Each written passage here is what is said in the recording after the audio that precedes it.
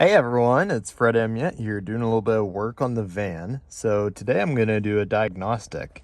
This is a pressure reader for your catalytic converter you can get on Amazon. Link in the description below, and it tells you if you're having excessive back pressure. So what you're going to need to do is remove your O2 sensor. Now you see I've already done that. This is for the 5.2 Magnum.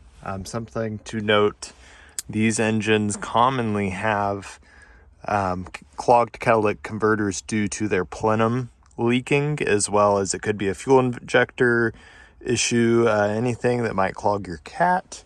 It'd be a good thing to test. I suspect this one might be. And overheating as well, especially when you're going uphill. So if I can show you here, might not be able to, but underneath here I've removed the front O2 sensor. You see there, you'll need, I used a crescent wrench because I recently put this in, but I also have a tool called O2 sensor remover that you can get on Amazon for about 10 bucks that I'll put the link in the description for that too. Let's go ahead and put this on. Underneath the van here, sorry for the not the best lighting, but here is the adapter. There are two sizes. This is where it's plugging in to the catalytic converter on the front end.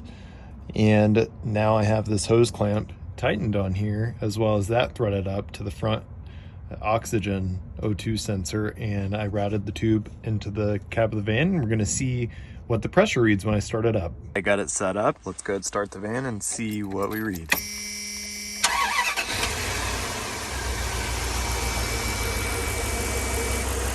So that's at idle. I don't see any. Let's give it a look at it.